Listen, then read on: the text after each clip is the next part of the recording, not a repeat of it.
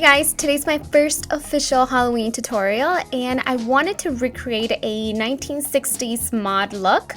The makeup trend back then was all about the cut crease, bold liner, and extreme lashes, and it paired perfectly with bright rouge on the cheeks and subtle lips.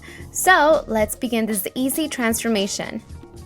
Alright, so the first thing that I'm going to do is start by applying this Benefit 15 Hour Wear face primer, and I'm going to apply it all over my face first directly from the tube, and then I'm going to go over with this awesome brush that I'm going to use for foundation and blending my concealer as well. This is actually the Sigma Flat Angled Kabuki, which is the F88 if I'm not mistaken, and I'm just going to blend it all out throughout my face so the foundation sticks nice and perfectly.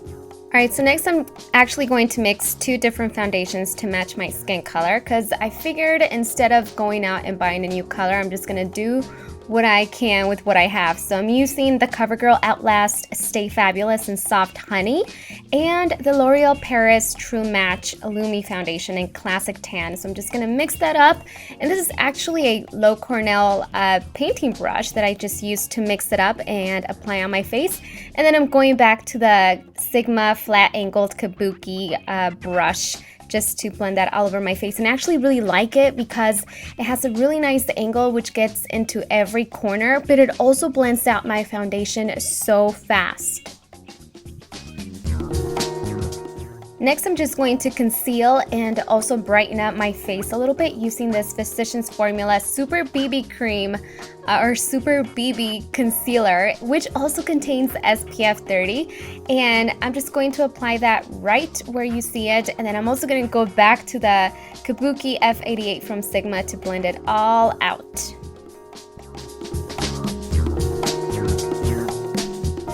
So don't be afraid to use powder. Back in the 1960s, the girls literally packed the powder on, and they actually prefer the cake foundation instead of like the, natural looking skin. So for this look, I'm just going to go all out and just powder my face like there's no tomorrow. And this is the Airspun loose face powder in translucent, and then I'm just gonna dust it all out. Once it kind of sets into your skin for about 5 minutes, then you can just dust it all out.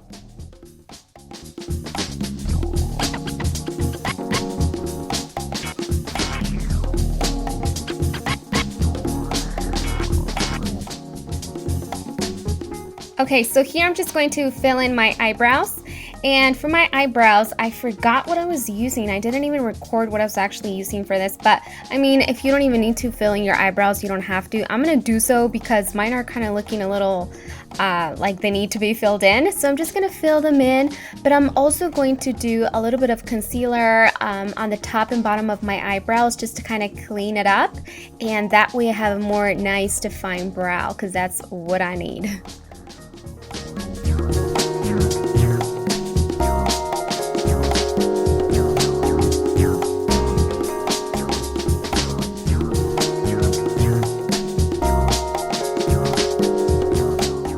Here I'm just going to take an eyelid primer and prime my top eyelid only, because I really want to ensure that my eyeshadows do not crease, since we are going to be using pretty colorful ones.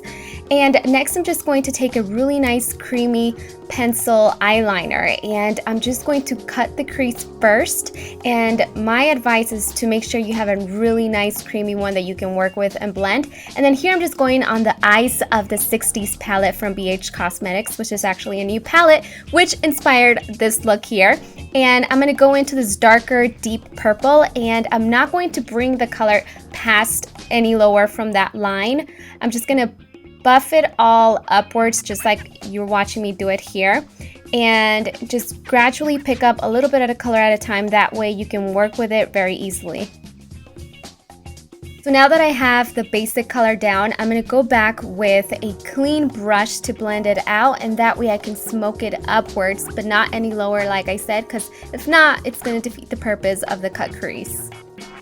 So next I'm going to go back into the BH Cosmetics palette with a flat shaded brush. I'm going to pick up this pink color. Now the first time that I apply it, I am applying it dry just because I want to know exactly where I want this color, and it's just going to go on the eyelid below where you cut the crease. And then the second time I'm actually using mixing medium on my brush, and then I'm reapplying this pink color, which is just going to intensify it. And then here I'm just going to apply a black cream liner, and I love cream liner because it really gives me a lot of control as to how thin or how thick I want the line. And I'm going to wing it out, but I'm also going to wing it out at the top, and you just want to make sure that it's nice and parallel.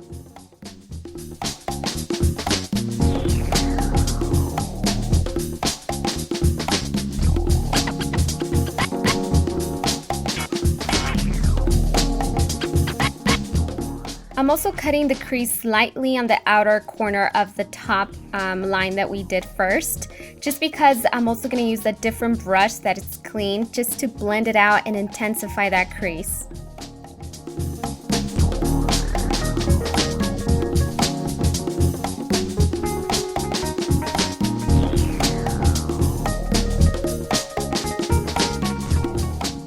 And then I'm just going to go back and do a few more touches with the brown eyeliner. This is all about just going back and working it until you perfect it, or until you feel that it's, you know, where you want it to be. Here I'm just taking a blending brush and just smoking it out a little bit more because you never know. Next, I'm just going to do a few coats of the Rimmel London Glam Eyes Mascara. This one is an extreme black. You want to load up your lashes with a lot of mascara if you're not going to do false lashes, both on the top and bottom.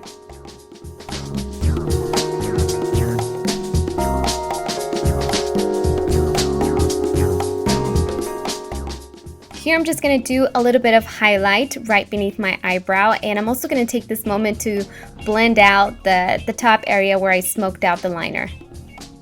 Alright, I love lashes, so I'm actually going to do lashes. These are the Demi Wispies, and I'm just going to take a little bit of glue to the backbone of the lash and then apply it on just like this with tweezers. So now this is my favorite part because I don't do this often, but these are my Twiggy lashes, what I like to call them, because she made them really popular in the 1960s. Now these are individual false lashes, and you want to make sure that the ones that you use are for the bottom lash line. So just they're actually really easy to apply. Just make sure the glue is nice and tacky, and trust me, when you have a little bit of mascara on your real lashes, they're going to go on perfectly. Anyways, this is the Daisy Blush Duo from BH Cosmetics, and the 1960s was also all about flushed pink cheeks, especially they used a lot of rouge, but since I actually added powder, I'm not going to do a cream on top of this, which is why I'm going for a pink powder blush. And I'm just going to apply this somewhat heavily, more than I usually go for, but hey, that's all about the 1960s. Now for the lips, I'm using the Wet n Wild Think Pink lipstick, and it's actually too intense and too matchy-matchy, which is why I wiped it off, but I actually really like that. It stained my lips. So right on top of that, I'm using Revlon Super Lustrous in Snow Pink just to gloss it up. They did use a lot of gloss, so don't be afraid to, you know, go a little crazy.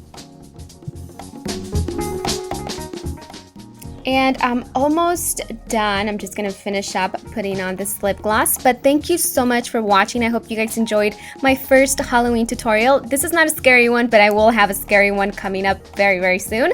And all the product information is going to be linked down below if you guys have any questions. And I will see you guys in my next Halloween video. Bye!